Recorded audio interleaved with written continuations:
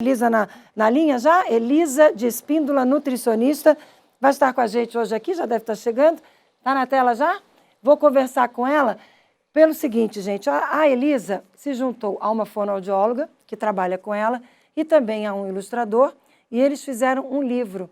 Eles criaram um livro para, de maneira lúdica, de maneira criativa, levar informações importantes para os pais que têm dificuldade, como a gente acabou de ver aí, na alimentação dos filhos. E aí a Elisa vai falar para a gente o que a gente pode fazer.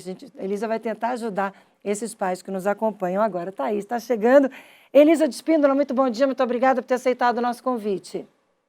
Bom dia, eu que agradeço a oportunidade para falar de um tema tão importante para as famílias, né? Tão importante, você vê que a gente colocou esse tema na roda aqui, desde que começou o nosso encontro de hoje. Estou perguntando para os telespectadores, as mensagens estão chegando, e os pais, agora há pouco um pai disse, minha filha só come isso, não come carne, não aceita carne, enfim. Como é que a gente lida com isso? Qual é a primeira dica que a gente já pode trazer para quem nos acompanha? A primeira dica é a gente conseguir entender de onde é que vem esses quadros de seletividade alimentar, né? Então, quando a criança ela tem um pouco apetite relatado pelos pais, desinteresse pelos alimentos, ou ela também apresenta comportamento inadequado no momento da refeição, recusa alimentar, algo que realmente atrapalha a rotina dos pais, isso tem que nos chamar a atenção, né? A gente realmente tem que buscar um profissional de qualidade para que possa nos ajudar. Porque a partir de então a gente consegue identificar dentro dos alimentos que a criança já aceita outros alimentos que são similares para a gente poder trabalhar com ela, né? Então, a primeira orientação é ficar tranquilo e buscar um profissional que possa ajudar nesse processo. Mas o livro, por exemplo, vocês fizeram exatamente para encurtar esse caminho também. O livro já traz bastante dicas, né? Exatamente. O nosso livro, ele é um livro super lúdico, né? As crianças têm gostado bastante.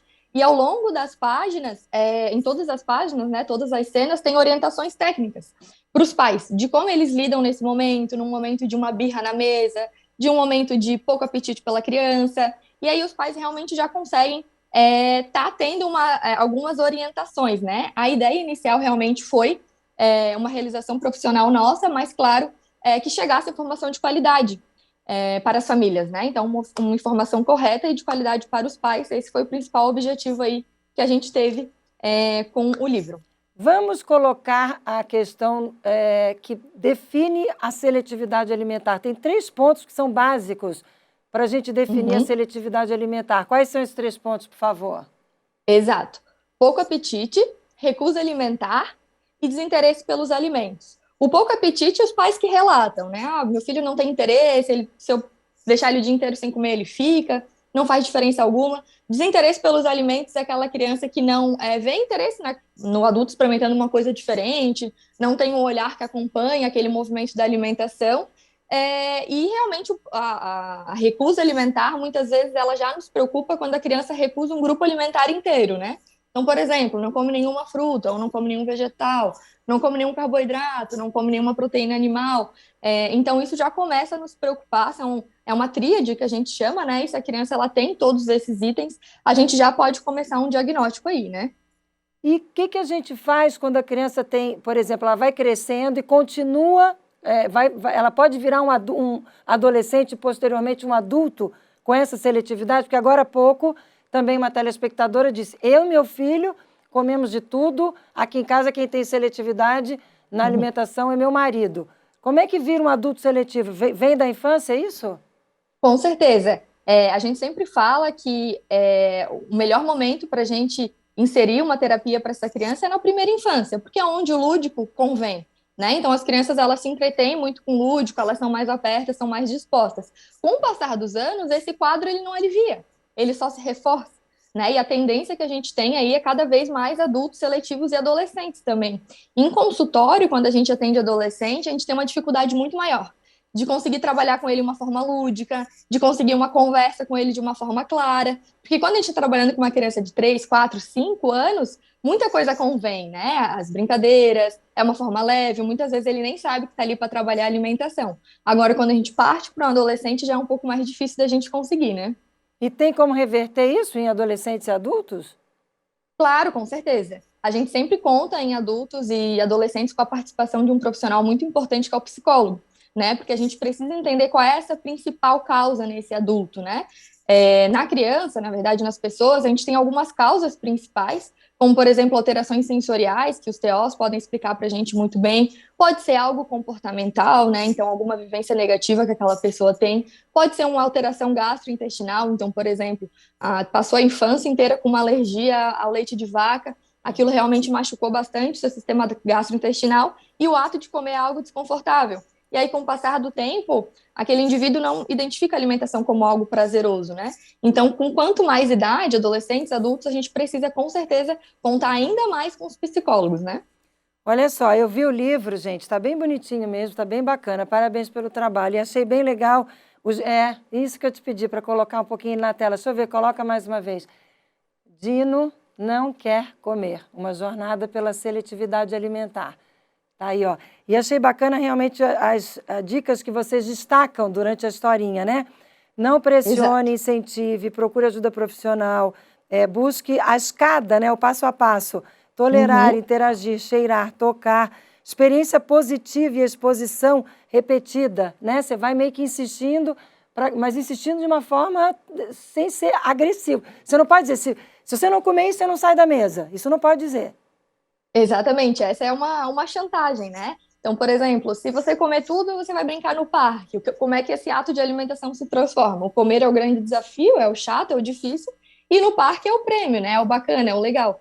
Então, dificilmente isso vai resolver. Pode ser que quando a gente chantagear uma criança de primeira mão ali, se você comer, você vai no parque, naquele momento ela coma, mas esse padrão não vai se repetir para ela, né? Não vai estar efetivando uma alimentação de qualidade. Então, certamente isso não funciona e só frustra ainda mais as crianças e os pais. Gostei também desse diversificar o preparo. Então, é aquela coisa de não gosta da cenoura desse jeito, faz de outro jeito, né? Diversifica, apresenta o produto de uma outra maneira.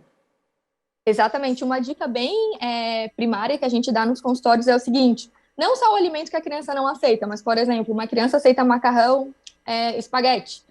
A nossa primeira orientação é, dentro desse macarrão que ela aceita, oferecer outros tipos. Então, macarrão de letrinha, macarrão penne, parafuso, os macarrões coloridos.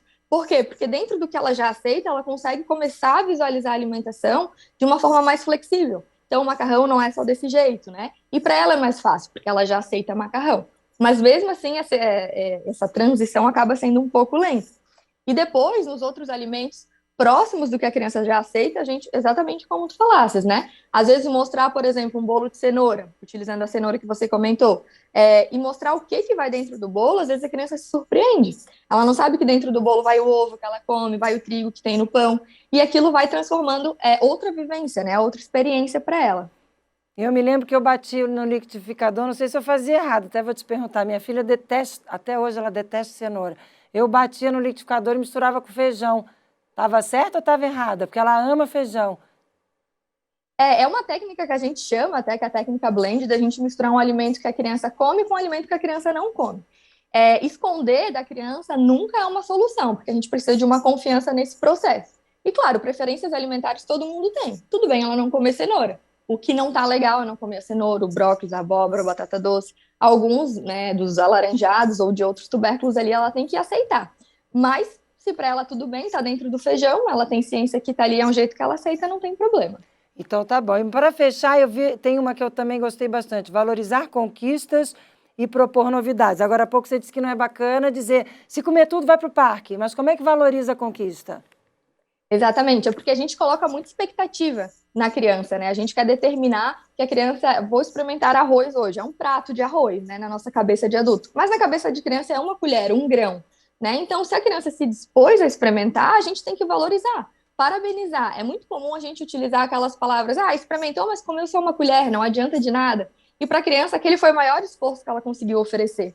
Então, a gente parabenizar esses momentos, né, e utilizar isso como uma conquista, deixa a criança mais confiante. E a gente brinca muito em consultório também, que, por exemplo, quando uma criança vai aprender a ler ou a escrever, tem música, as professoras se fantasiam, é tudo muito divertido.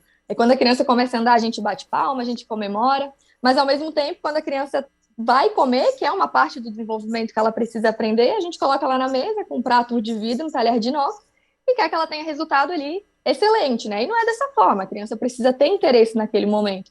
Pratos coloridos, talheres diferentes, assuntos que interessam a ela, isso já é um passo aí bem inicial.